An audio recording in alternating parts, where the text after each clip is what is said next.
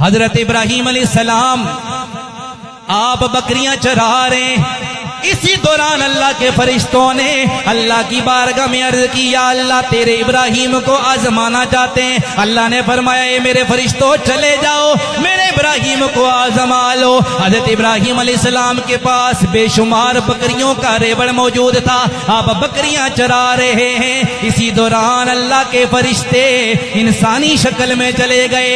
ابراہیم علیہ السلام کو جب بکریاں چراتے ہوئے دیکھا، انہوں نے قریب آ کر اللہ کا ذکر کرنا شروع کر دیا، اللہ اللہ کرنے لگ گئے۔ جب اللہ کا ذکر شروع کیا، حضرت ابراہیم علیہ السلام وجد میں آ گئے، آپ پر وجدانی کیفیت طاری ہو گئی۔ تھوڑی دیر کے بعد فرشتوں نے ذکر روک لیا۔ آپ نے فرمایا اللہ کے بندو روک کیوں لیا، ذکر روکا کیوں ہے؟ وہ کہنے لگے ہمارا جو ذکر تھا وہ پورا ہو گیا، اگر اب ذکر سننا چاہتے ہو کوئی قیمت بھی دے دو۔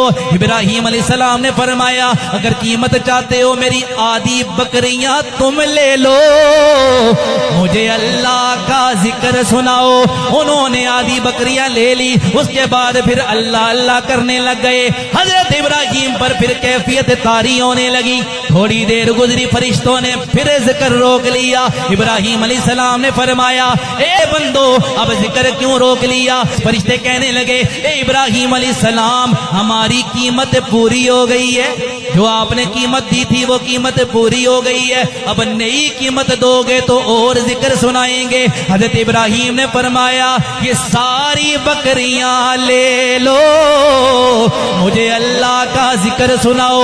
انہوں نے ساری بکریاں لے لی، پھر اللہ کا ذکر کرنے لگ گئے۔ تھوڑی دیر کے بعد پھر ذکر روک لیا۔ حضرت ابراہیم نے فرمایا اب کیا ہوا ہے؟ وہ کہنے لگے قیمت پوری ہو گئی، اور قیمت ادا کرو۔ حضرت ابراہیم نے فرمایا اب تو مجھے دینے کے لیے میرے پاس کچھ بھی نہیں ہے، لیکن میں چاہتا یہ ہوں مجھے اللہ کا ذکر سناؤ، اس کے بدلے میں یہ ہوگا جو بکریاں میں نے تمہیں دے دی ہیں، مجھے اللہ کا ذکر سناؤ، اس کے بدلے میں ساری زندگی تمہاری بکریاں چرایا کروں گا۔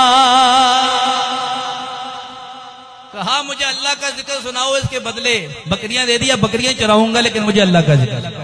فرشتے کہنے لگے ابراہیم ہم اللہ کے فرشتے تھے، آزمائش کے لیے آئے تھے، اللہ نے فرمایا ہے کہ میرا ابراہیم آزمائش میں کامیاب ہو گیا ہے۔ تو یہ اللہ کے نبی تھے، اس سے ہمیں یہ سبق ملتا ہے کہ اللہ آزماتا ہے، جان کے